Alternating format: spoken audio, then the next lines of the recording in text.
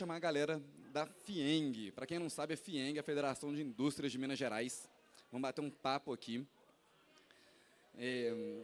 Queria chamar o Isidro Penati Filho, é diretor industrial da Iveco, economista, mestre em sistemas de manufatura e pós-graduado em gestão de pessoas. Além da Iveco, tem passagem pela CNH, Fiat e Mercedes, sempre participando ativamente da implementação de novas fábricas, produtos e processos.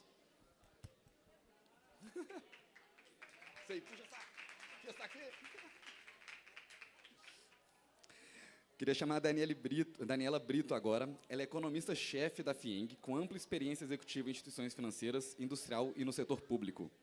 Ela é formada em economia pela PUC Minas e tem MBA em finanças avançadas pela FGV do Rio de Janeiro.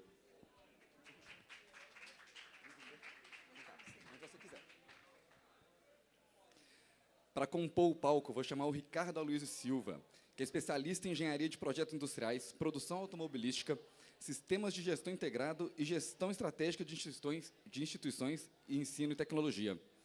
Tem passagem pelo ITA e MIT em Smart Manufacturing Production e Indústria 4.0. Para quem não sabe o que é Indústria 4.0, pode deixar que o Ricardo vai explicar aqui hoje para a gente. Para fazer o meio de campo, bater, jogar a bola de um para o outro, fazer as perguntas e puxar do palco também, né, para explicar aí a Indústria 4.0, vou chamar o Matheus, meu amigo, presidente da FIENG Jovem, para tomar o palco aqui e fazer as honras.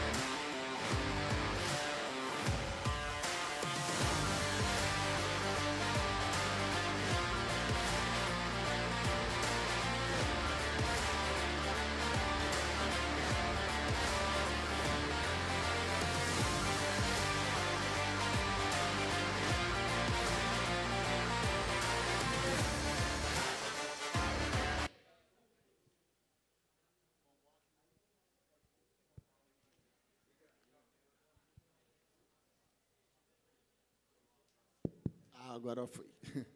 Bom, boa tarde a todo mundo, agradecemos a presença de todos aí.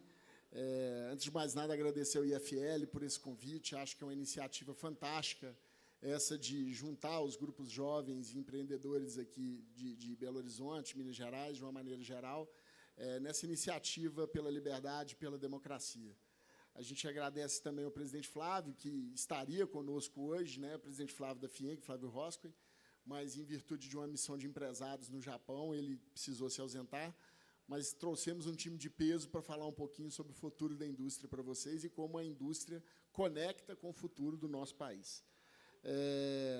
Agradecer também todo o pessoal do FIENG Jovem, eu estou aqui hoje representando o nosso programa de formação de lideranças, apenas conduzindo esse painel, e os nossos parceiros, né, que apoiam a FIENG Jovem, a Life Comunicação e a Veríssimo Moreira Salles, que são parceiros da indústria do futuro, que a gente chama, e estão conosco aí no dia a dia, na luta aí, pela formação de novos líderes e o preenchimento dessas lacunas de liderança, do vácuo de liderança.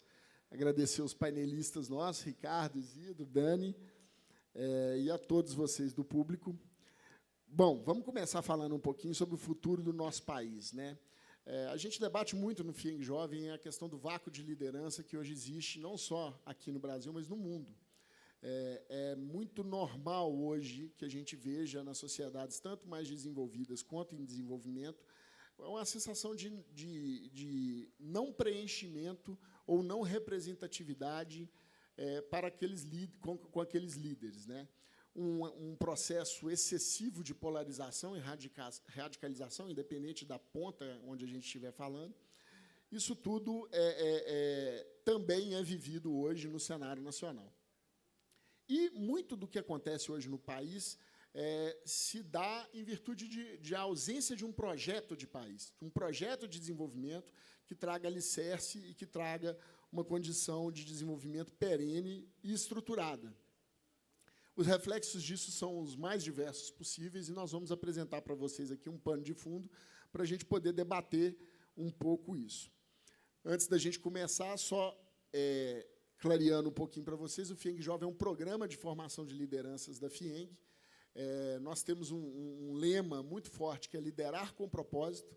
Então, para a gente começar, eu gostaria de pedir ao Isidro, que é o nosso convidado, que não é da casa, que lesse o nosso propósito, que a gente começa, a partir dele, todas as nossas reuniões e painéis. Impactar positivamente o ambiente de negócios brasileiros através do associativismo, preparando jovens empreendedores para liderar com ética, sustentabilidade, conhecimento e inovação. Esse é um combustível do nosso programa, é o que nos move, é o que preenche uma liderança que a gente quer formar uma liderança com propósito. E aí, Dani, por favor, leia para nós os nossos valores. Comprometimento, trabalho em equipe, inovação, atitude positiva e autotransformação. Muito obrigado.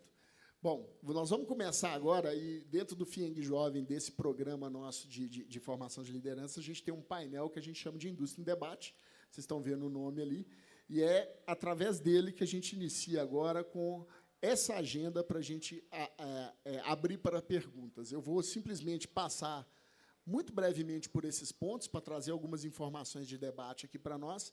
Depois eu vou abrir para cada participante nosso fazer considerações iniciais, e aí a gente abre para perguntas. Eu vou fazer a primeira pergunta para cada um deles, mas quem quiser se inscrever, já vá preparando as suas perguntas aí. Tem bastante coisa para ser debatida aqui. Bom, a importância da indústria no desenvolvimento de qualquer nação, ela é gigantesca, porque a indústria, além de ser a cadeia de transformação, ela interage com todas as outras cadeias da economia. 22% do PIB do nosso país está atrelado, ou seja, de toda a geração de riqueza do nosso país está atrelada à indústria.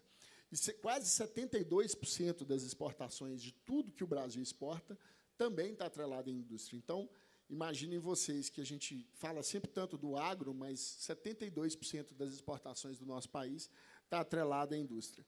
68,6% do investimento empresarial em pesquisa e em desenvolvimento, ou seja, inovação está na veia da indústria. A gente acha que só as cadeias de tecnologia que inovam.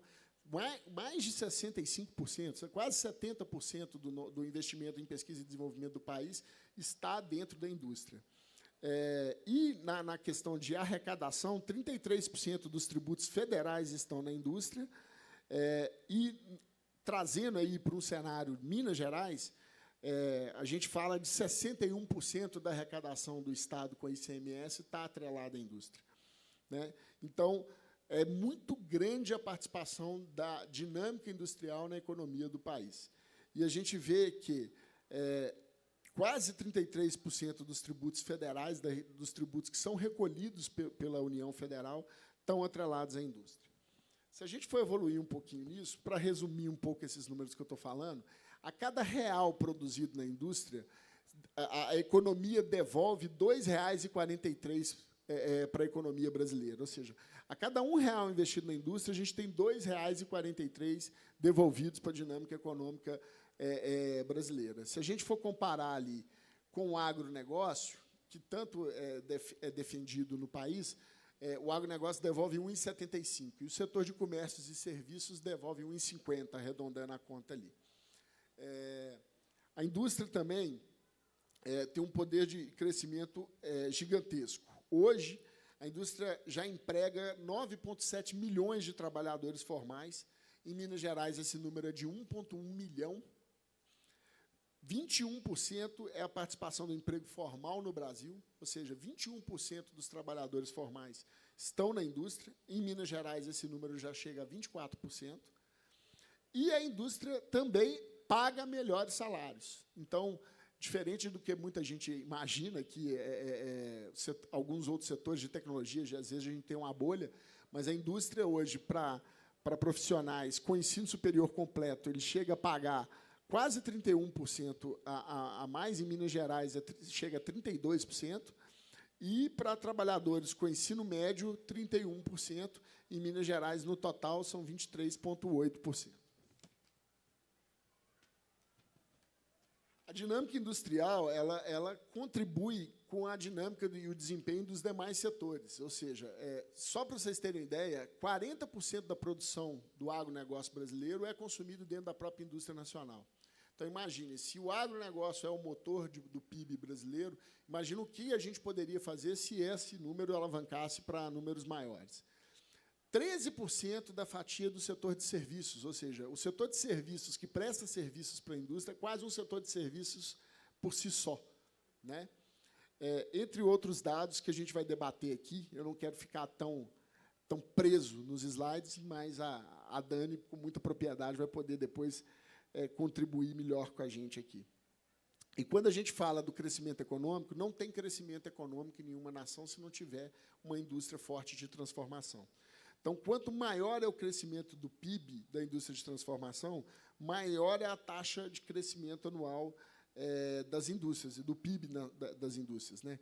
Então, naquela relação, vocês podem ver que quanto maior o PIB da indústria de transformação, maior o PIB do país.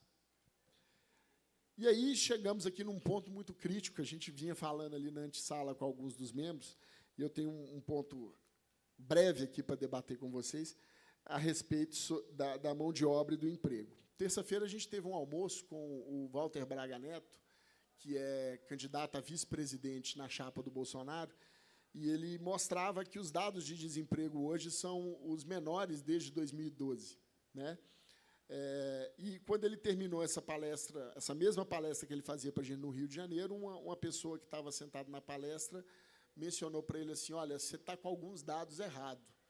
Ele, vou usar as palavras dele, a gente agradece, mas fica puto, né? Falou, mas o que será que eu fiz de errado, né, nos meus números? Eu peguei os dados do IBGE e tal.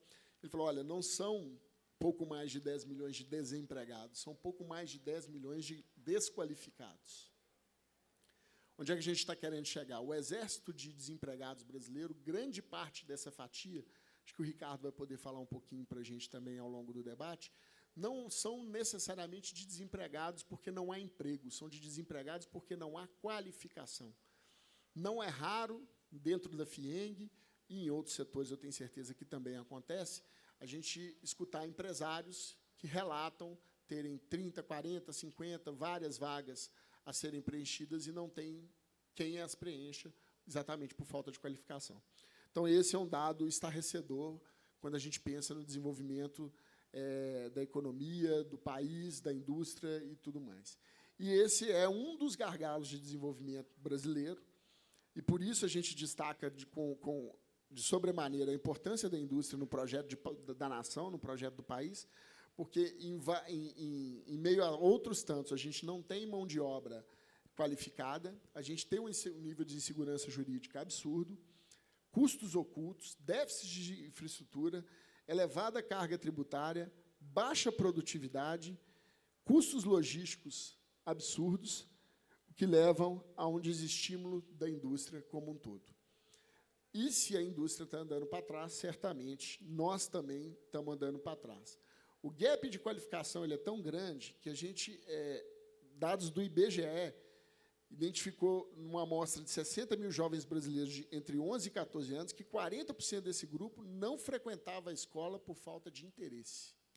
E esse é um dos grandes problemas que nós temos, porque o tempo médio de estudo no Brasil é muito baixo, é de apenas 9 anos, o que traz para a gente uma realidade muito dura quando a gente pensa na competitividade do país. Porém, a gente tem caminhos, a gente tem situações a serem trabalhadas e vencidas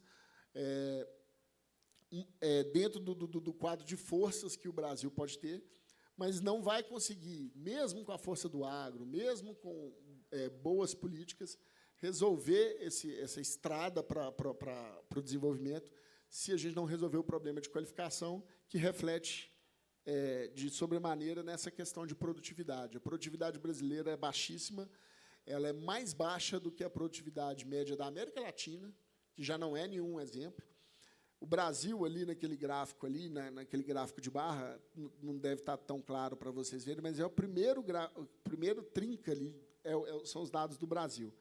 Então, quando a gente compara, por exemplo, com os últimos lá, que é da Europa Ocidental, a Argentina, o México e o Chile, que estão ali quase no finalzinho, nós temos um nível de produtividade muito, mas muito baixo, que está intimamente ligado com a questão da qualificação do profissional.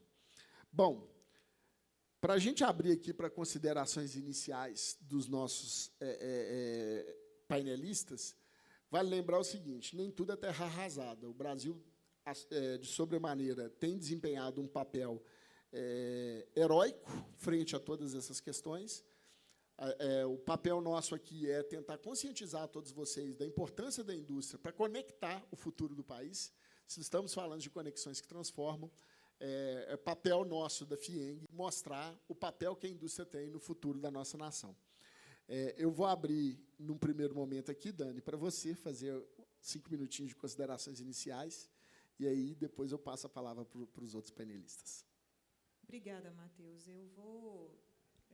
Me resta pouco a dizer, né, depois do que você apresentou, sobre a importância da indústria. Me desprendendo um pouco dos dados, vamos lembrar que não existe vida como a gente conhece hoje sem a indústria. Então, a roupa que a gente veste, a cadeira onde a gente está sentado, o celular que a gente está conectado, o software que é produzido, isso tudo é produzido pela indústria. E aonde a indústria está, onde ela mais se desenvolve, o gráfico que o Matheus mostrou demonstra que o nível de desenvolvimento ele é muito maior. Mas a gente convive, né, no Brasil com dificuldades para o desenvolvimento da indústria, e isso explica muito do nosso nível de desenvolvimento. A gente só não sabe o que vem primeiro, né, se quem nasceu primeiro, o ovo ou a galinha. Então, dito de outra forma, a indústria convive com problemas muito graves, e um deles está relacionado à baixa produtividade. Ontem eu estive numa fábrica de locomotivas. É emocionante de se ver, de se entrar numa fábrica, ver aquela roda de locomotivas. A locomotiva começa a ser desenvolvida de cabeça para baixo, depois eles jogam ela para o movimento adequado para montar as outras partes, o tamanho do motor. E aqui a nossa engenharia é capaz de produzir, né, uma locomotiva gastando, para arredondar, para ser mais didático, em média 1.000 horas. Então, ela tem uma produtividade, né, de uma locomotiva a cada 1.000 horas. Nos Estados Unidos, essa locomotiva seria desenvolvida com 1/3 dessas horas, 300 horas. Então, o que a gente começa a pensar? Uma locomotiva nos Estados Unidos ela é muito mais barata, né, muito mais competitiva do que aqui, porque a gente vai gastar mão de obra, a tecnologia, a energia, todos os custos de produção nesse tempo todo. E o que impacta muito a nossa mão de obra, além da gente ter custos logísticos mais elevados, infraestrutura inadequada, muito está baseado na nossa capacidade de aprender, de transformar, né, o que a gente sabe em maior produtividade, e isso fica muito claro em todas as situações que a gente vai vivendo. Mas o que está por trás disso? O nível de educação brasileiro. Quando a gente fala de educação, parece que a gente está falando de coisas clichês. A educação é importante. Gente, a educação ela é capaz de mudar a situação de um país.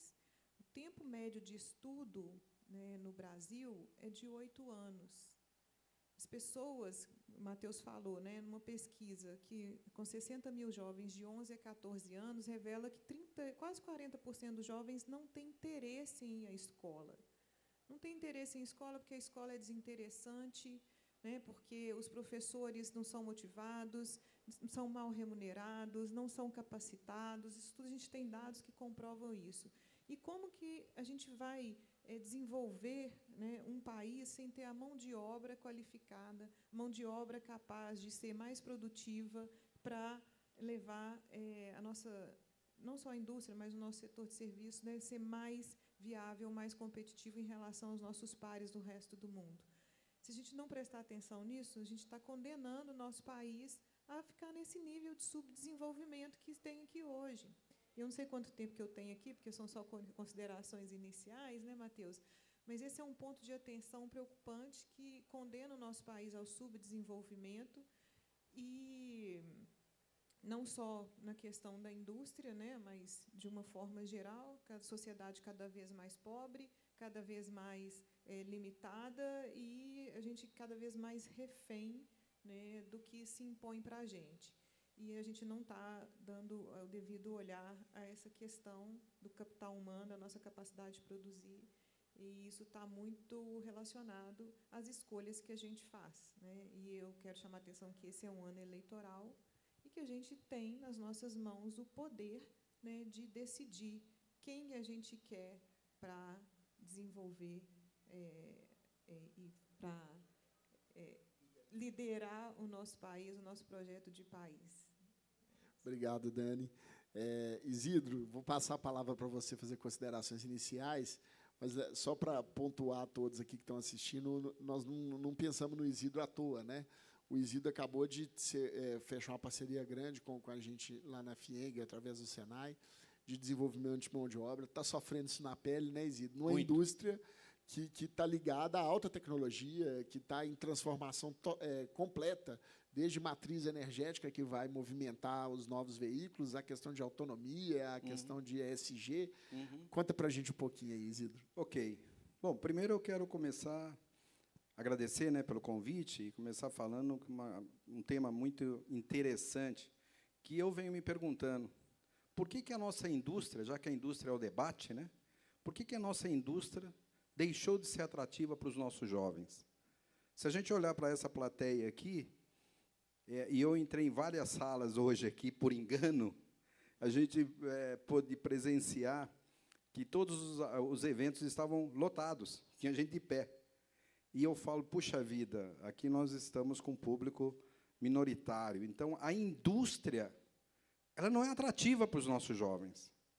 A gente precisa entender rapidamente essa linguagem, o que nós vamos fazer, porque eu já estou com 42 anos de carreira, então, daqui a pouco, eu Pagando estou melhor, fazendo... né? Exatamente. Pagando melhor, igual a gente mostrou. Eu estarei fazendo outras coisas, mas eu quero terminar a minha carreira entendendo o que nós podemos fazer como transformação. O nosso futuro é aquilo que fazemos no presente, né?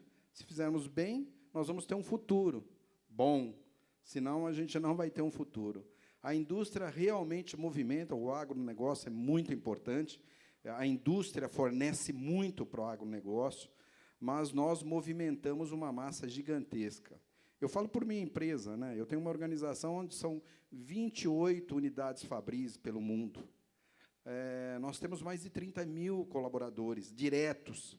Se você multiplicar isso por 5, nós estamos falando aí de 150 mil pessoas trabalham em função do nosso grupo. Na América do Sul, nós temos 5 unidades da Iveco.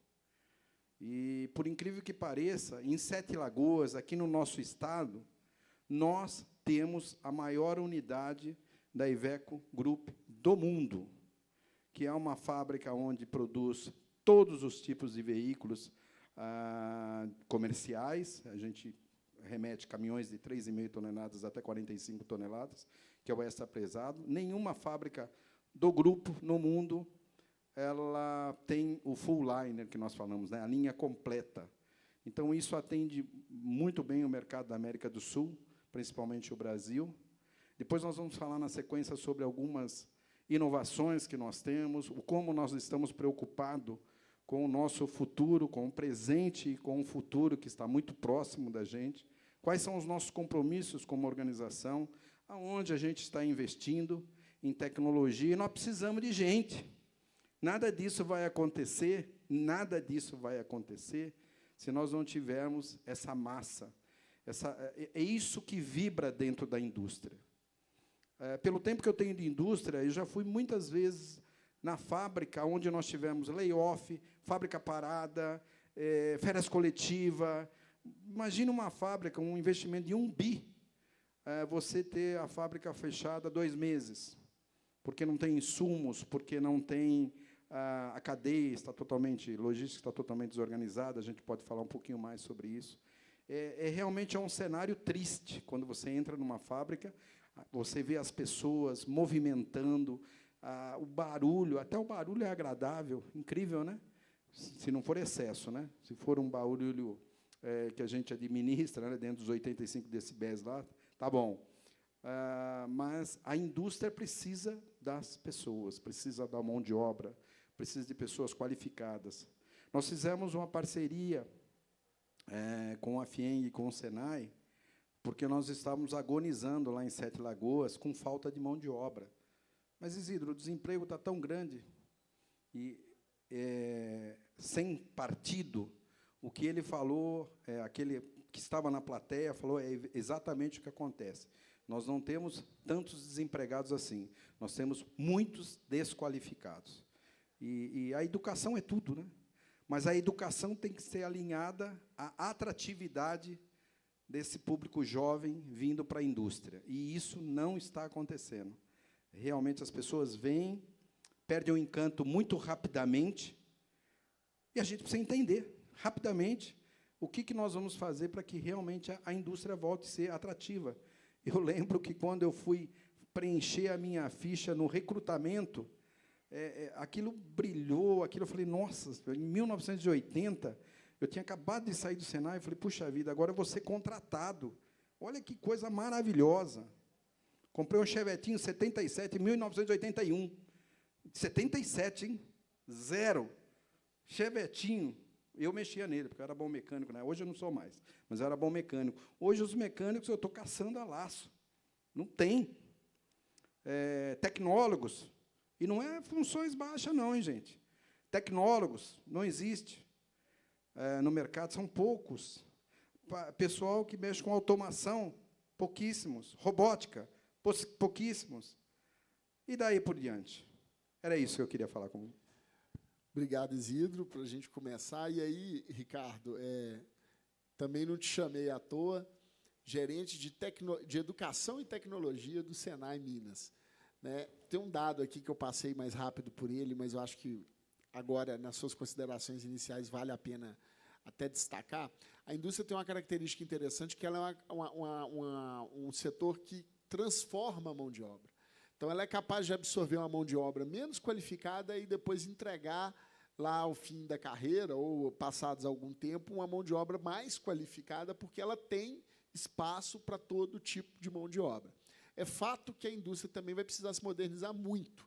Advento da indústria 4.0 agora, a própria geração que está vindo aí não quer saber de serviço pesado no chão de fábrica, quer trabalhar em plataformas tecnológicas. Como é que você está vendo, né, para suas considerações, toda essa situação? E aí eu sei que você trouxe um material, se você precisar chamar, você chama, que eu passo aqui para você. Tá ok. Primeiro, agradeço aí o pessoal da FIENG Jovem, em nome do Matheus, o convite. E eu brinco que na FIENG acho que eu tenho o pior cargo, né? Porque gerente de educação e tecnologia, que é todos os problemas que a gente está discutindo aqui, né? Educação e tecnologia. Eu tenho bastante material de apoio aí que eu acho que é interessante a gente... Pode colocar no quadro, por favor? A gente perceber. E eu não quero ser trágico aqui, mas o problema talvez é muito maior e tem muita coisa oculta do que a gente imagina, né? Pode passando, Matheus, pode fechar aí. Volta aí, por favor. Produtividade, a Dani colocou vários números, falou de números, mas, basicamente, nosso problema de produtividade é baseado em duas coisas: capital humano e inovação. E aí são alguns dados que depois vocês podem acessá-los aí, mostra que a nossa educação, e aí não é questão de governo, é questão de Estado, há muitos e muitos anos. Projeto de país. Projeto de país, isso aqui, há muitos e muitos anos, a nossa educação tem sido... E eu peguei dados do PIS, enfim, são esses dois fatores, né? Pode passar, Matheus. E aí a gente tem questões adicionais, a gente está tendo, isso é um problema mundial, e foi falado pelos números aí, que o Matheus e Dani mostrou.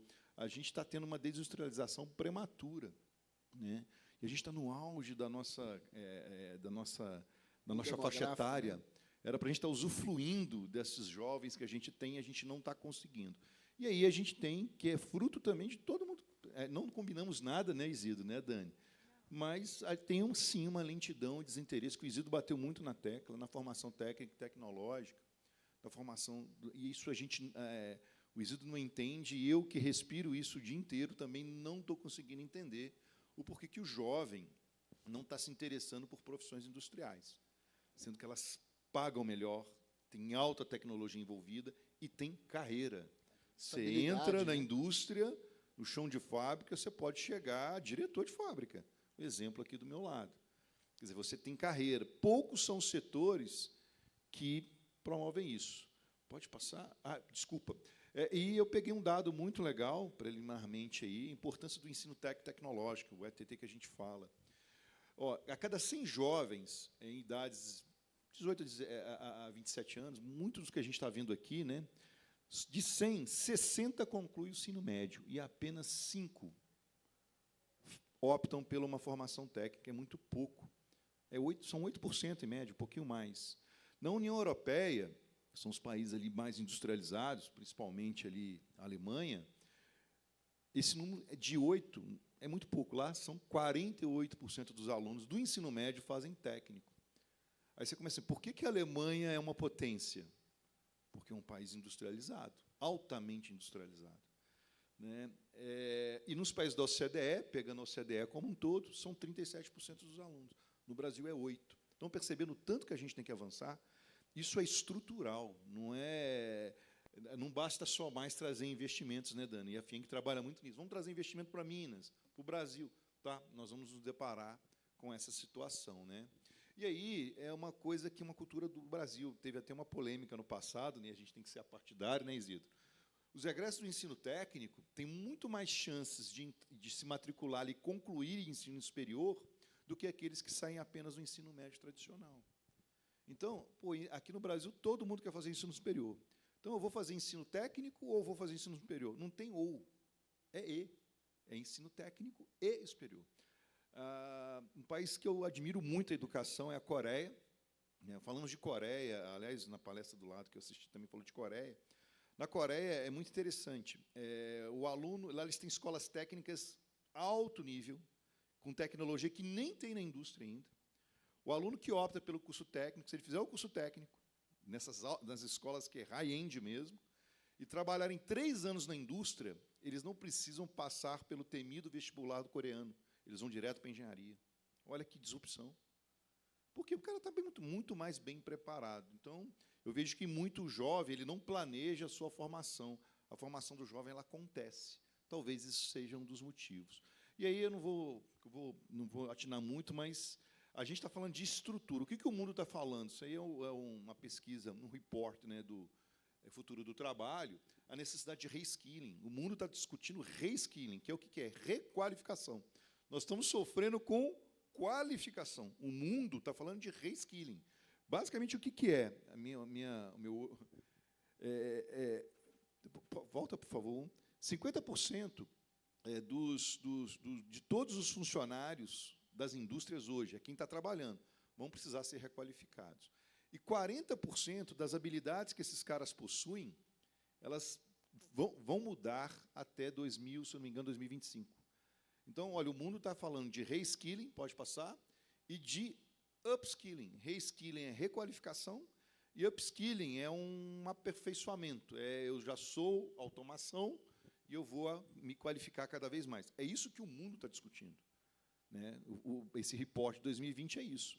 E aqui, basicamente, minha visão, o LED aqui está muito perto da gente, para eu não ter uma colinha aqui.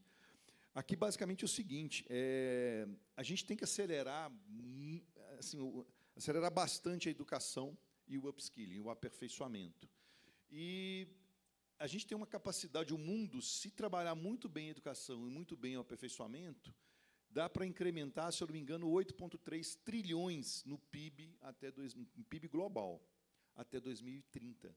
O Brasil está pequenininho ali, a gente tem que avançar rapidamente. Se a gente avançar 6,3% na educação e 7% no upskilling, a gente incrementa 1,5 trilhões na nossa economia. Educação é a chave de tudo.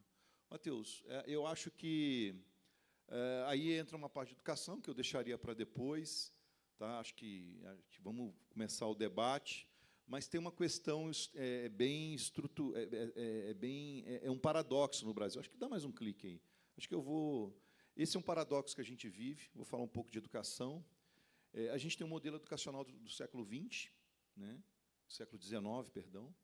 Quando eu falo século XIX, é o quê? Aula expositiva, um sentado atrás do outro, uniforme, sirene, remete à primeira revolução. Tem nada a ver com esse modelo, tá? Esse modelo não é ruim. Eu estudei nele, eu me formei nele. A maioria que tem mais aqui de 40 anos estudou nisso. O problema é que o nosso professor é conteudista, ele é do século XX, e o nosso aluno é do século XXI. Isso não casa.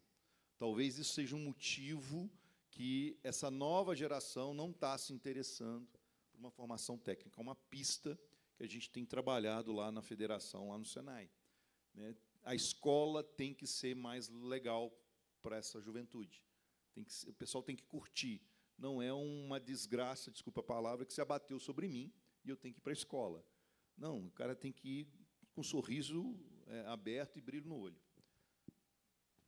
Encerro por aqui. Valeu, Ricardo. Vamos começar aqui, vou usar a prerrogativa do microfone. Quem quiser já pode ir se inscrevendo aí. Já temos 2 aqui. Dani, para a gente começar aqui. É um cenário complexo, né, de orquestrar isso, embora, a despeito disso tudo, a gente ainda tem trilhas e caminhos onde a indústria brasileira se destaca.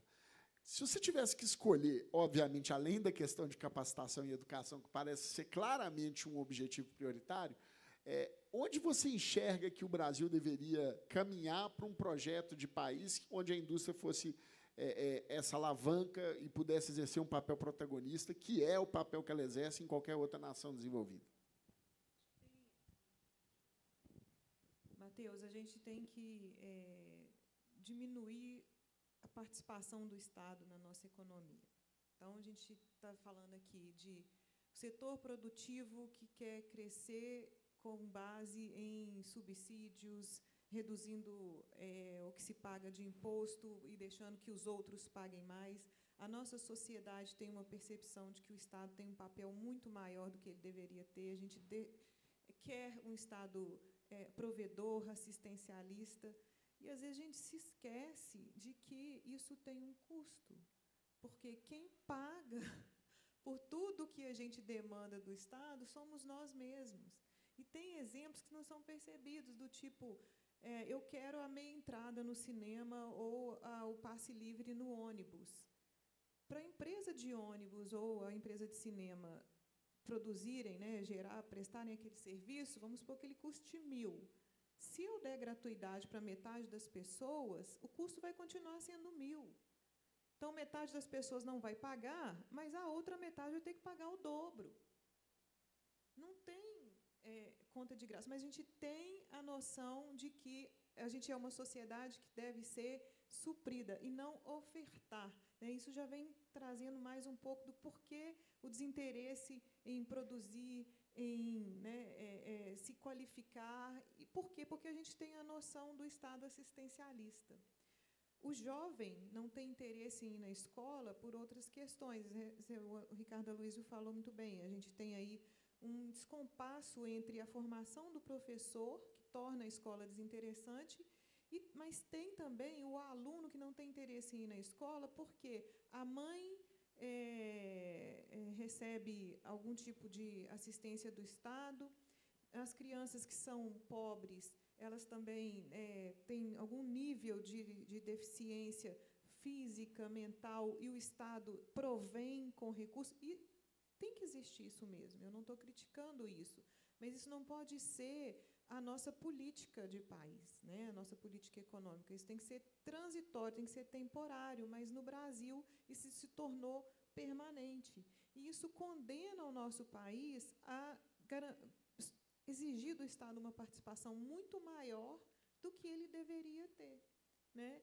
Quem gera emprego, quem qualifica pessoas, quem gera pesquisa e desenvolvimento, quem é capaz, né, de, ao gerar emprego, gerar renda, consumo, fazer a roda da economia girar, é o setor produtivo, né? Então, eu acho que a gente precisa, nós, como sociedade, e a FIENG está investindo num projeto que a gente chama de FIENG Cidadã, que é formar as pessoas para entender qual que é o seu papel na sociedade. Nós vamos votar em candidatos hoje com base em quê? Alguém aqui é incapaz de fazer, para mim, assim, definir uma proposta, o que eu estou querendo no meu país? A gente está escolhendo E onde que está a discussão do projeto de país, né? Que passa além de quem é o candidato. A gente se distanciou tanto disso, mas tanto disso, que nós passamos a ter uma torcida. Eu torço para A, eu torço para B, porque nós, enquanto sociedade, nós não estamos cobrando isso. Nós somos uma sociedade muito pacífica, que a gente aceita tudo, porque o Estado está nos corrompendo, ele está servindo, ele está dando assistência de todas as formas e condenando o nosso país à pobreza, porque isso tem um custo. Tem um custo de uma carga tributária muito elevada, de não se investir adequadamente em educação, de não se investir em infraestrutura e prejudicar as possibilidades de desenvolvimento, né, de atração de investimentos em quem pode gerar emprego, renda e fazer essa roda da economia girar. Perfeito. Isidro, te jogando no fogo aqui um pouquinho, assim, a gente viu um cenário aqui, mas você explicou, você pertence a um grupo onde tem plantas fabris no mundo inteiro, mas certamente vocês não estão no Brasil à toa. Com todas essas dificuldades, a gente está num país que tem uma oportunidade gigantesca agora no cenário de energias limpas, e o setor de transporte de carga, automotivo, de uma maneira geral, vai passar por essa revolução, além da própria tecnologia de autonomicidade, e o ESG virou realmente uma agenda corporativa além do marketing, né? Como é que vocês estão se adaptando e trabalhando isso lá na Iveco? É uma boa questão. Vamos falar primeiro do que nós estamos fazendo nesses 22 anos que nós estamos aqui no Brasil, né? 25 anos de Brasil, mas como fábrica, 22 anos aqui em Sete Lagoas, Minas Gerais. Nós já passamos por várias ondas, onde sempre a preocupação, no nosso grupo, nós temos a felicidade de desenvolver motores, então nós somos produtores de motores também, então isso facilita muito a gente buscar alternativas. Isso que vem da Europa, né, alavancado, nós sabemos disso. Um exemplo que aconteceu há 2 anos atrás, no Acordo de Paris, todas as montadoras do mundo inteiro, né, elas se comprometeram até 2050 com carbono zero. E nós, a Iveco, assumiu o protagonismo, dizendo, olha, nós vamos eliminar até 2040, 10 anos com antecedência. E esse protagonismo não pode ser uma aventura, né? A gente realmente tem que ser muito consistente nisso daí. Para isso, a gente vem com algumas alternativas já de ponta. Na Europa, a gente já tem aí mais ou menos 30, 35 mil caminhões movidos a gás natural, que é uma alternativa limpa, ainda não é o que nós queremos, mas é uma alternativa que traz muito menos ruído, o custo é muito menor, a questão da cadeia toda se torna mais atraente também para os clientes. A gente tem que fazer isso também, entendendo a necessidade do cliente. E, há 2 semanas atrás, nós participamos do Fórum da Automotive Business, onde nós lançamos o programa Nature Power no Brasil, ou seja, trazendo essa tecnologia, que é já uma tecnologia madura, gastamos mais de 70 mil horas aqui no Brasil para poder desenvolver, porque nós temos que tropicalizar, não é simplesmente pegar uma alternativa que atende a Europa, trazer aqui para o nosso Brasil e falar, olha, isso daqui sai rodando, não é assim. Por isso que nós precisamos da mão de obra técnica, qualificada. Eu vou ficar de joelho aqui, hein? Realmente a gente precisa desse pessoal, para esse pessoal nos ajudar a alavancar isso daí. Isso já é uma realidade, nós começamos os protótipos, não dá para fazer sozinho, nós temos que ter grandes parceiros. Em Hannover, que começou essa semana, os grandes grupos alemães, estão se juntando, ZF, Bosch, Volkswagen, Mercedes-Benz, BMW, se juntando, e outras empresas, formando um pool, que até preocupa um pouco, né? pode ser um cartel, né? A gente fica preocupado, mas para realmente correr atrás desse compromisso de tentar trazer para mais. Quem chegar melhor vai ter mais competitividade, obviamente. E quando a gente entra com isso no Brasil, na Argentina nós já temos isso, já temos mais de 2.000 caminhões rodando com esse sistema a gás.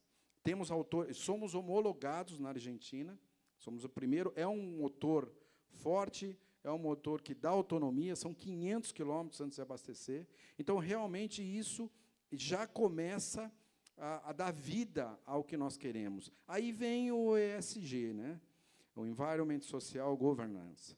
Quer dizer, ou seja, além da questão do marketing que começou lá atrás, hoje, o nosso grupo, e isso está validado, auditado na Europa, ele já tem 31% de suas ações e investimentos voltados na responsabilidade do meio ambiente, na governança do meio ambiente, na governança social. O que significa essa governança social? Diversidade. Então, nós entendemos que isso a gente está começando, quando eu falei que a gente está tentando entender o como deixar mais atrativo a nossa indústria, nós entendemos que esse é um dos caminhos. Porque se fala muito no futuro. O que será o futuro dos nossos países? Sentimento de propósito também. Propósito. Né? Então, isso tem que estar realmente na matriz de prioridade da indústria, e está na nossa organização, isso com muita segurança. Tanto é que as iniciativas que são feitas estão nesse segmento. Quer dizer, não tem como voltar atrás. As indústrias, principalmente as indústrias automotivas, né? E eu não falo só... Isso é uma cadeia, tá, gente? É um ciclo. Quando a gente fala de realmente meio ambiente, nós estamos falando, obviamente, em primeiro, reduzir, zerar o nível de carbono, né? Zerar poluição, vamos dizer assim, gerada pelos motores a propulsão, diesel, principalmente. E aí nós temos biometano, que nós também já temos o domínio dessa tecnologia. Nós temos outras tecnologias que vêm.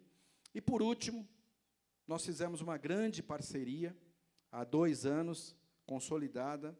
Por isso que eu digo, não dá para fazer sozinho. É muito dinheiro. Se vocês pesquisarem, nós estamos falando de quase 280 trilhões de dólares para chegar nesse nível. O mundo precisa disso. É muito dinheiro. Precisa ter investidores fortes e acreditarem que isso vai ser o nosso futuro. Isso mundialmente falando. E nós fizemos uma parceria com a Nikola. A Nikola é uma empresa americana. Instalamos uma empresa lá em Ulm, na Alemanha, que faz os nossos veículos especiais, veículos combate a incêndio, uma série de outros veículos, Magiros.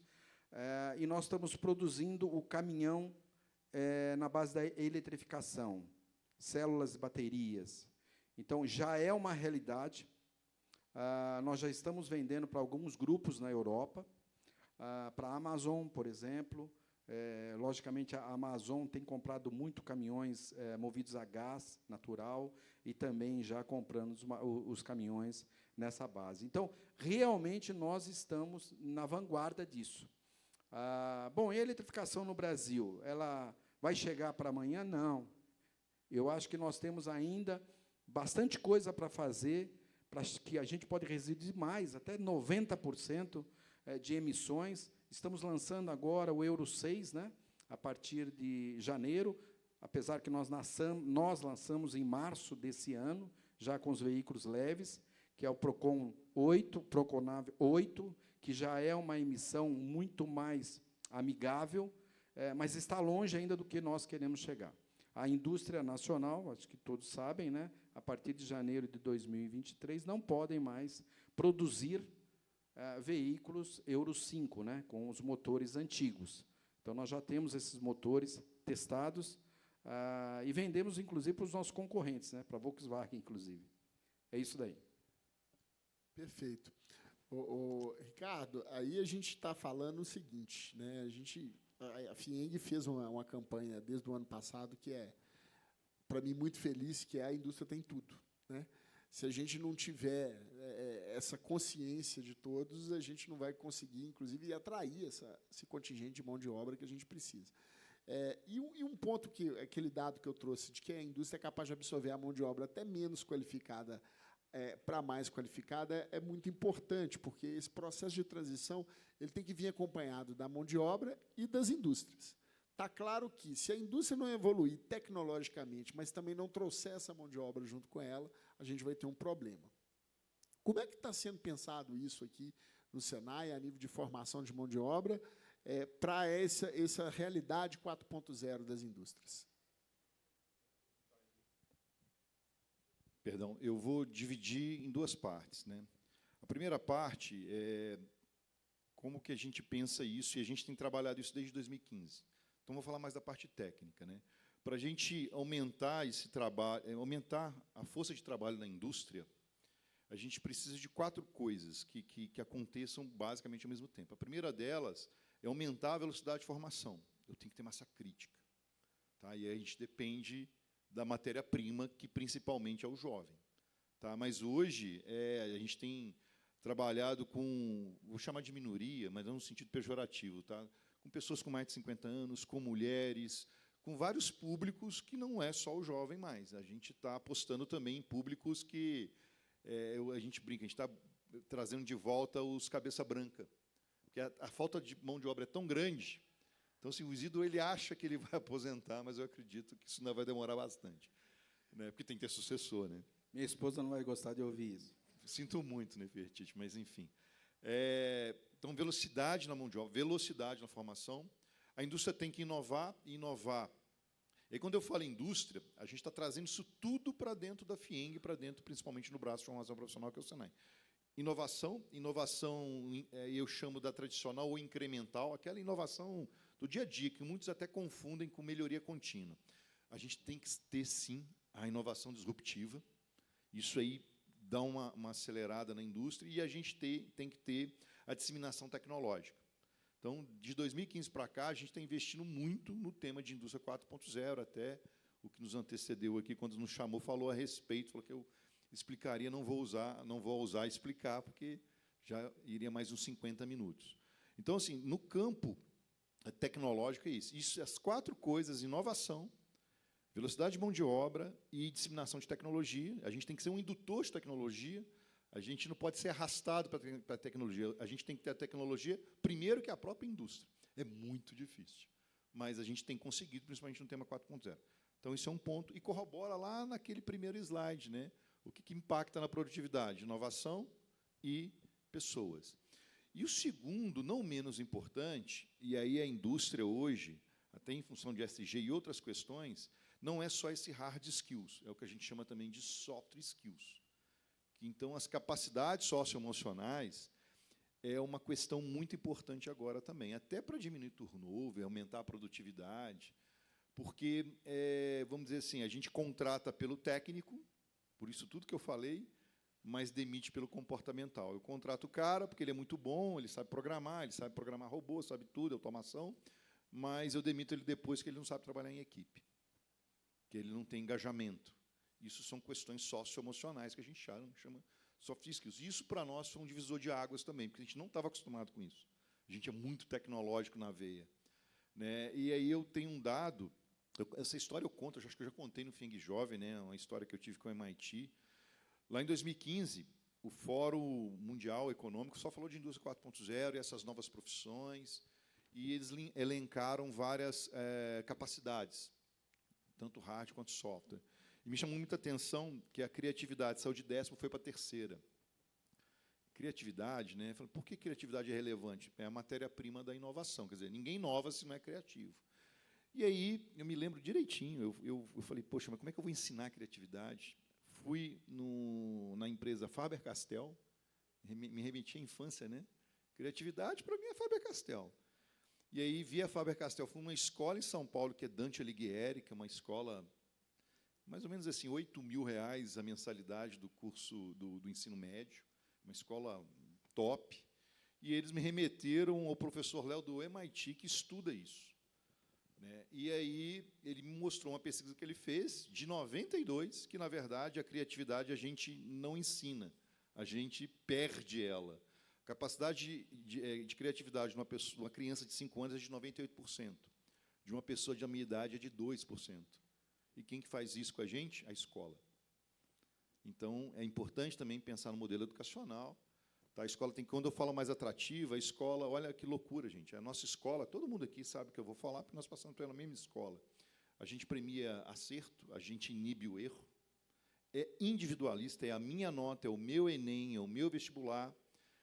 E aí, quando eu chego na indústria, olha, trabalho em equipe, você tem que ser criativo, a criatividade vem tolhida, né? Eu tenho casos muito engraçados quando eu era professor, né? Teve uma vez que um aluno colou, o cara colou tão bem que eu dei a nota para ele. Falei, cara, você merece essa nota, cara, porque você é muito criativo. Né? No tradicional, o cara seria expulso da escola. E esse cara é que... Ele está lá na Mercedes, inclusive, tá? Ele foi admitido, né? Porque o Isidro admitiu ele, eu não conto essa história, não. Então, assim, eu dividiria nesses dois momentos que nós estamos vivendo. Nós estamos nos reinventando para tentar solucionar esse problema, tanto tecnológico, de inovação, aí tem os institutos de inovação, os institutos de tecnologia, quanto essa parte socioemocional, que é muito importante, talvez até mais. Eu falo de ser demitido pelo comportamental, mas também promovido, né, Isidro? Ninguém promove o cara porque ele solda bem. O cara é promovido porque ele solda bem, o cara é engajado, o cara é produtivo, o cara é criativo, eu posso contar com ele, ele veste a camisa da empresa, não é assim que funciona? Então, a gente, de alguma forma, tem que, na escola também, começar a desenvolver essas capacidades. Perfeito. Nós temos tempo para 2 perguntinhas. Conrado, depois Reinaldo.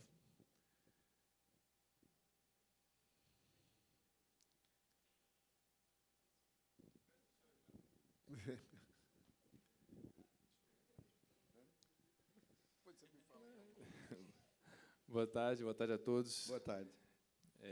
Meu nome é Conrado, eu sou o CEO da Mapal do Brasil, que é fornecedora da Iveco na Argentina e também seus subfornecedores aqui na Sete Lagoas. Bom fornecedor, viu, gente? Somos da área da automotiva, a gente fabrica ferramentas de usinagem, principalmente para automotivo. E eu fiquei pensando, na verdade, vocês falaram algumas coisas que eu achei muito interessante, e aí eu fiquei pensando, uma coisa que o Zido comentou, por que o jovem não quer mais vir para a indústria? Né? E aí uma das coisas que da foto que você colocou ali, o Ricardo, né, a escola do século XIX e professores do século XX, alunos do século XXI, será que, e se a gente colocar uma foto da indústria, será que a indústria também não tem método de 2019, chefes de do século XX e jovens do século XXI? Né? Não sei, não estou falando que mas eu fiquei pensando nisso, tem que refletir um pouco mais. Mas eu acho que talvez os jovens não sejam tão interessados porque a indústria não é tão legal quanto ser youtuber, quanto ser influencer, quando mexer com tecnologia, ou seja o que for. E eu não sei, a pergunta não é tão simples, mas acho que a pergunta pode ser para todos os 4, né? Como tornar a indústria mais legal? Bom, eu estava até pegando alguns dados aqui. Excelente pergunta. É isso, como eu disse, a gente vem se perguntando, e realmente tem isso que você falou, né? Eu falo por mim, né? Eu tento me atualizar todos os dias. Tem hora que o pessoal vem falar, me manda as mensagens no WhatsApp, a gente tem grupos dentro da empresa, né? Para situações críticas, para volume de produção que não foi atendido, algum problema de qualidade, visitas que vêm na fábrica. E eu recebo algumas mensagens, às vezes, que eu tenho que traduzir ela. Não é porque ela está em outro idioma, porque eles abreviam tanto, e eu estou ficando bom. Por exemplo, o cara... Hoje está na hora tal, o cara escreve hora, aí você já sabe que tem... ou senão ele põe HR. Né? Então, você tem que se atualizar, realmente. E o ESG, por isso que eu digo que, se a gente acreditar nisso... Nós fizemos uma pesquisa, eu participei de uma pesquisa uma semana atrás, participaram quase 500 diretores de empresas, todas do ramo automobilístico, e todos responderam que 94% fecham que, se não tiver essa governança realmente social, que trata de diversidade muito forte. Diversidade é isso, né? Seja o PCD, seja gênero, seja o que for dentro da empresa, que ela realmente seja acolhido, nós vamos perder. E vamos perder credibilidade no mercado, vamos perder em termos de marketing, vamos perder em termos de imagem, e vamos morrer. Nós vamos morrer. Só que, quando você fala, 94, o negócio está legal, né? Aí a gente começou, bom, e aí, quantos de vocês têm realmente ações? 40%. 40% têm ações desenhadas. Quantos têm recursos destinados para isso? Um pouquinho menos de 30%. E quantos que ainda não entenderam isso? 40 e poucos por cento. E 10% se omitiram.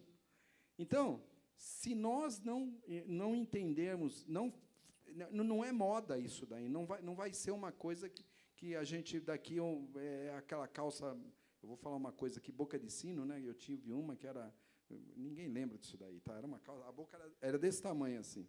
Eu achava, tá voltando? Olha só, eu achava um charme, cara, quando eu consegui comprar uma calça dessa, eu falei, putz, agora eu tô na onda, né? Mas se a gente não entender isso e não trazer isso para a nossa indústria, não vai ser atrativo, vai continuar não sendo atrativo. Eu gosto de fazer uma coisa na empresa que chama-se Café com Diretor, ainda faço, tá? E eu parei na pandemia, porque a gente tinha que parar, retornei agora 2 semanas. E eu sempre gosto de mesclar muito. Eu coloco mulheres no grupo, não deixo, e faço grupos pequenos. Lá somos quase 3.000 funcionários. Eu demoro para rodar tudo isso aí uns 2 anos, né? Porque a gente faz 10, 12 pessoas no máximo. Porque eu motivo as pessoas a perguntarem, eu falo um pouco da minha carreira, para incentivar. E aí, essa semana, teve uma mulher de 42 anos, e ela falou assim para mim, ela mora numa comunidade pobre lá de 7 Lagoas, e a gente está fazendo programa com o Senai.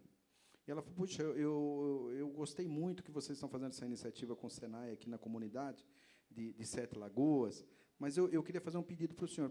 Por favor, por que você não faz uma turma lá com o pessoal da Cidade de Deus? Cidade de Deus é a comunidade mais pobre ali de 7 Lagoas. E eu moro lá. E eu queria que meu filho participasse. Eu falei, não, o desafio... E a gente realmente já tinha comentado isso, lá no nosso time de RH, que a gente queria fazer isso. Mas agora é mais um motivo para a gente fazer. Então, eu acho que é aí que você vai começando a buscar. Mas é um caminho, o resultado não é hoje, não é amanhã, mas a gente tem que começar a fazer hoje. Se a gente não começar a fazer e ficar esperando, realmente nós não vamos chegar e nós vamos continuar, como eu estou lá, precisando de profissionais qualificados, com uma boa remuneração, mesmo no âmbito operativo, é uma boa remuneração, um bom pacote de benefícios, e não é atrativo. Não é atrativo. Fortalecendo aqui, para finalizar, o Senai, realmente, essa parceria está trazendo, e a gente está falando o seguinte, não é para a Iveco que a gente está fazendo isso, nós estamos fazendo para a comunidade. Obviamente, eu quero ter a prioridade, né, de trazer essas pessoas, mas é para a comunidade, para a gente ver se realmente a gente consegue movimentar. Mas é uma semente tão pequenininha, né? Se cada empresa fizer isso e buscar isso, eu tenho certeza que a gente vai voltar a ser atrativo, nós vamos voltar a ter orgulho de preencher uma ficha lá no recrutar. Hoje não preenche mais ficha, né? Hoje é tudo digital, né? Então a gente vai fazer tudo no QR Code e tal, mas vai ser atrativo. Eu não sei se eu te respondi ou te confundi. Não, eu te respondo. A Dani quer comentar aqui.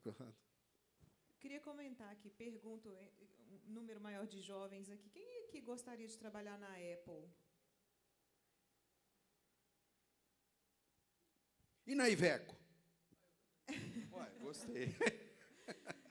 Quem é que gostaria de trabalhar?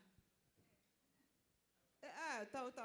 As pessoas aqui não gostariam de trabalhar, entendi, não é na indústria, não. Gente, eu acho que a questão não é de interesse de trabalhar na indústria. A questão a indústria, ela exige uma mão de obra qualificada e que a gente tem um problema de oferta dessa mão de obra no nosso país. Porque os nossos jovens estão com uma média de estudos de 8 anos.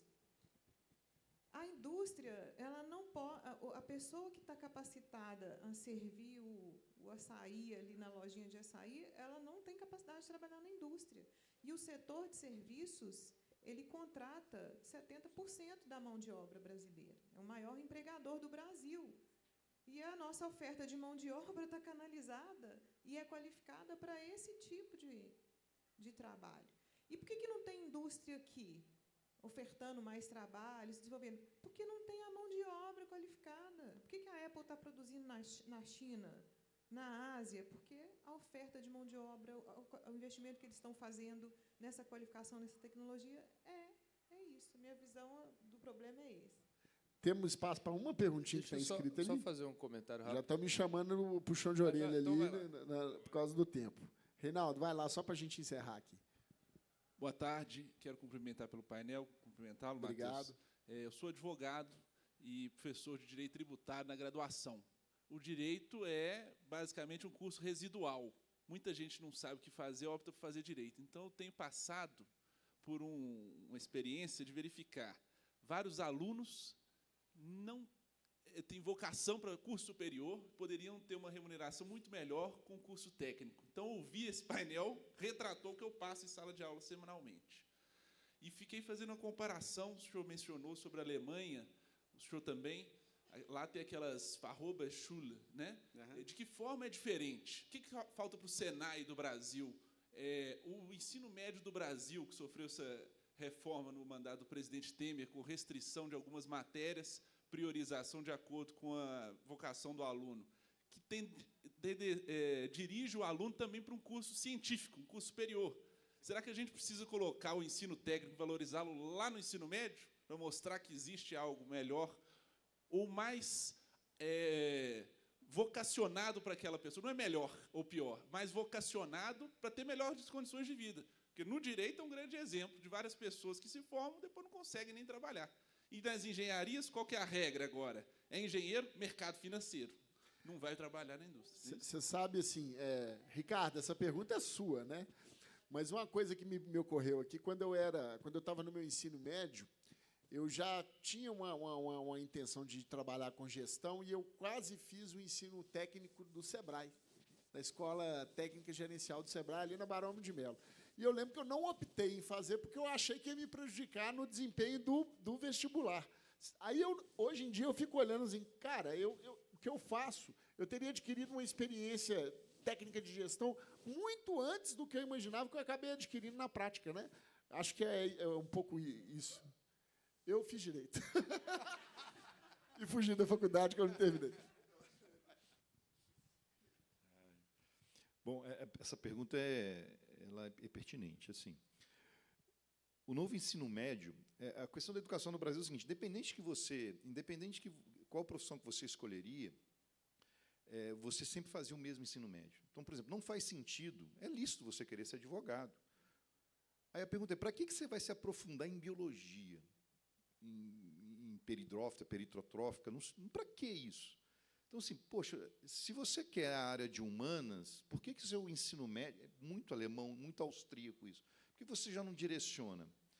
Se você quer ser engenheiro, por que você não se direciona para as disciplinas de engenharia? Então, com o novo ensino médio, isso é antigo. Então, esse ensino médio generalista, modelo educacional do século XIX. Sabe, a gente sabe mais da história egípcia do que o próprio Egito. Quem nasce lá no Egito não sabe o tanto que a gente sabe dos faraós, que a gente teve que aprender para passar. Está vendo a escola moendo a gente? Não é que a gente se atrofia, a gente tem que aprender aquilo que a gente vai realmente usar. Aí tem duas questões. Primeira questão, novo ensino médio. Foi um avanço, porque no novo ensino médio eu tenho itinerário 5. Qual é o itinerário 5? O itinerário técnico. Então, lá no ensino médio, ele já vai optar por o itinerário 5, já é um avanço. Tá? Como tudo no Brasil, nem tudo é muito bem estruturado. Só esqueceram de equipar as escolas públicas para trabalhar o itinerário 5. Beleza, estamos focando no longo do nosso esforço para fazer parceria com a escola pública para que esse aluno faça o ensino médio. E aí ele tem dois caminhos. Ele pode ser técnico na indústria ou ele pode fazer uma engenharia. Ele vai chegar na minha engenharia muito mais preparado. Foi o meu caso. Eu fiz aprendizagem industrial, fiz curso técnico, fiz engenharia mecânica. Eu nadava de braçada na engenharia mecânica, mas nadava. Só que você não pode ser imediatista. O cara quer entrar no curso superior com 17 anos. Eu entrei no curso superior com 24. E foi uma escolha que eu fiz, né, de ter um pouco de experiência profissional para depois tentar uma engenharia. Foi a melhor escolha da minha vida.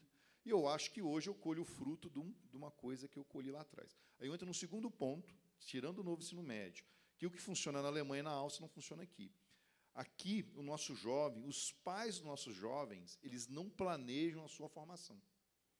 Lá, eles planejam. Lá, o que meu filho vai ser quando ele vai para o ensino médio? Não é uma decisão do filho, é uma decisão de família.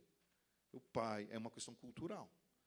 Então, não é, eu quero ser youtuber. Não, você não vai ser youtuber, meu amigo. Você vai ser, não é o que eu quero, mas vamos aqui discutir, vamos olhar o mercado, o que está precisando, Cara, eu sou ruim de matemática. Cara, não vai fazer engenharia, você vai danar. Mas, poxa, eu tenho uma habilidade na cozinha, então vai ser chefe de cozinha. Você vai ser um sucesso, ele é o paixão. Né? Então, eu acho que falta no jovem. Não adianta ter um ensino médio moderno se o jovem e a família não têm a cultura de planejar. Então, a gente tem que estar muito atento a esses estudos. Quais profissões que estão sumindo, né, Dani? E quais as profissões que estão surgindo. Então, em suma, isso. Gente, já estão me puxando a orelha aqui várias vezes para encerrar o painel. Eu vou agradecer a presença dos nossos painelistas, agradecer ao IFL pelo convite. Eu tinha um videozinho para passar aqui, mas, em virtude do adiantar do nosso tempo, não vai dar tempo de passar. Mas eu queria deixar só um último recado, antes da gente encerrar. Estão abertas as inscrições para o FIENG Jovem, nosso programa de formação de lideranças. Então, se você é industrial, tem entre 22 e 37 anos, entre lá, www.fieng.com.br/FIENG Jovem. Nós teremos o maior prazer do mundo em avaliar a sua candidatura para participar conosco no programa de formação de lideranças da Casa da Indústria. Obrigado a todo mundo. Um bom resto de evento aí para vocês.